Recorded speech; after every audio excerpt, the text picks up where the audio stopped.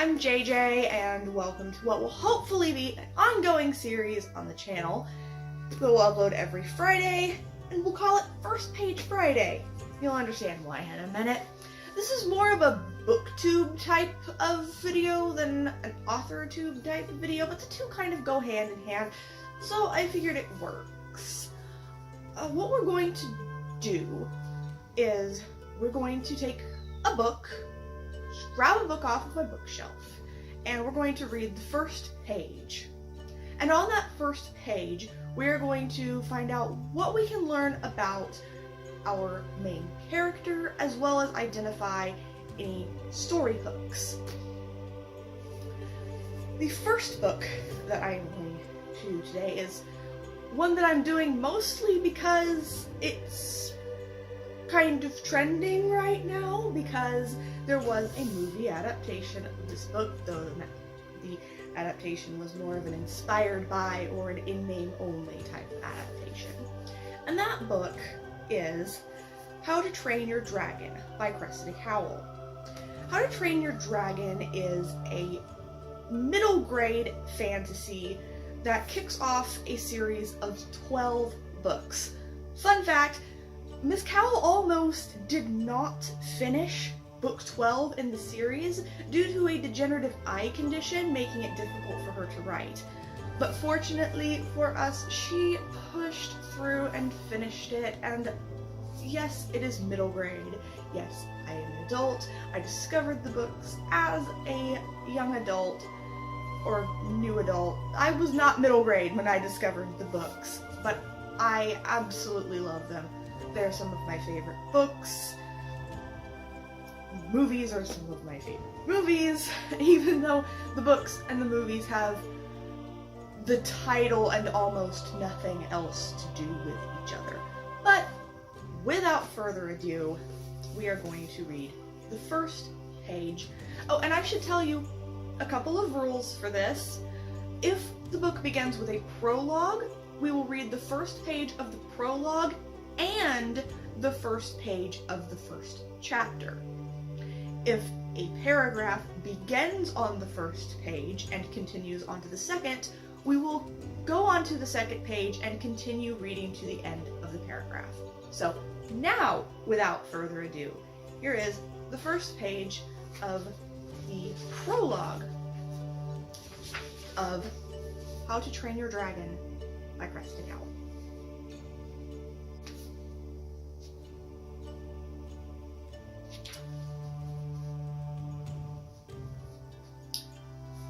Prologue, page 1.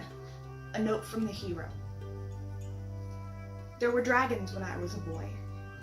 There were great, grim sky dragons that nested on the cliff tops like gigantic scary birds. Little brown scuttly dragons that hunted down the mice and rats in the well-organized packs. Preposterously huge sea dragons that were 20 times as big as the big blue whale, and who killed for the fun of it. You will have to take my word for it, for the dragons are disappearing so fast that they may soon become extinct. Nobody knows what is happening. They are crawling back into the sea from whence they came, leaving not a bone, not a fang in the earth for the men of the future to remember them by. So, in order that these amazing creatures should not be forgotten, I will tell this true story from my childhood. I was not the sort of boy who could train a dragon with the mere lifting of an eyebrow. I was not a natural at the heroism business. I had to work at it. This is the story of becoming a hero the hard way.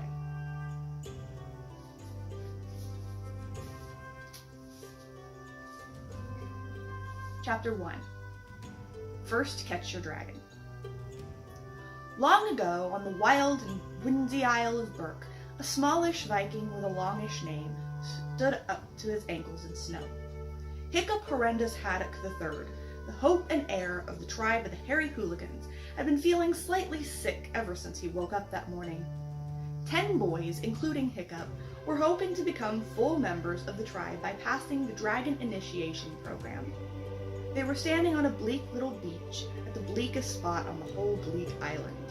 A heavy snow was falling. "Pants Attention! Screamed Gobber the Belch, the soldier in charge of teaching initiation. This will be your first military operation, and Hiccup will be commanding the team. Oh, not Hiccup, groaned Dog's Breath the Dub-Brain, and most of the other boys. You can't put Hiccup in charge, sir. He's useless. Hiccup Horrendous Haddock III, the hope and heir to the tribe of the Hairy Hooligans, wiped his nose miserably on his sleeve. He sank a little deeper in the snow. So, from the prologue, which was only 1 page long, so that was the entire prologue, from page 1 of the prologue, plus page 1 of chapter 1, what do we know about our main hero? Well, we know his name, Hiccup Horrendous Haddock III. We know that he embarks on and completes some sort of epic quest because he's the narrator of the prologue. We know that this is some sort of culture in which dragon training is part of this culture. We don't know to what extent yet.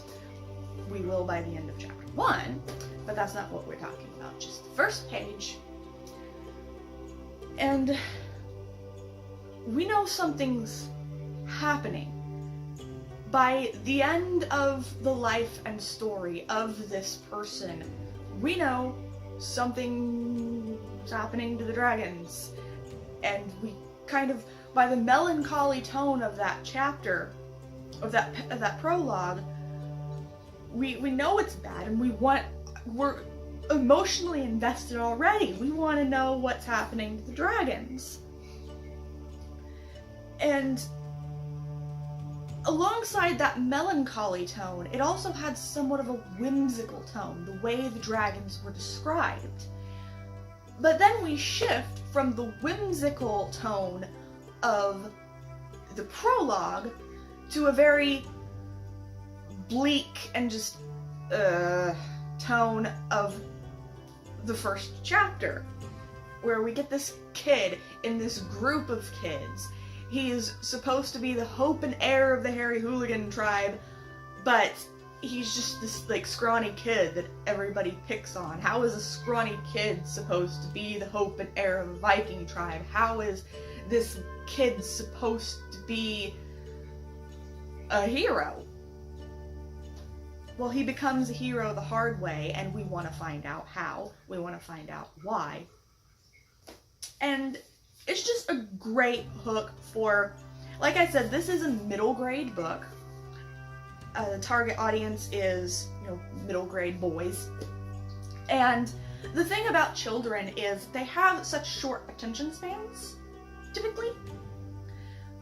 And so, with a story hook in a book aimed at these people who have these short attention spans, you have to get their attention. You have to hold their attention. And you have to do it in the first 1 or 2 pages. And I would say that How to Train Your Dragon by Cressida Cowell definitely accomplishes this, definitely hooks your attention, and as you continue reading, definitely holds your attention. Held the attention of an adult who is used to reading fantasy. I will link you to where you can purchase these books on Amazon in the description below. Hopefully, if you enjoy fantasy, if middle grade is a little too immature for your taste, maybe you know a middle grade person or a child or an adult who still enjoys middle grade that would definitely enjoy this book. And I can't stress enough the movies. They might be attracted to the books just because of the movies. The movies are an inspired by adaptation at best. At worst, they're an in-name only, because they share a few themes, they share a few characters, And the characters they do share, the movie changes a lot. I'm not going to spoil anything, but one name stands out amongst all others. Alvin. Yeah. But anyway, that was First Page Friday. Hopefully I'll be doing this again next Friday. I don't know. It was fun. But I will see you guys later. Bye. Why are you still here? The video's over.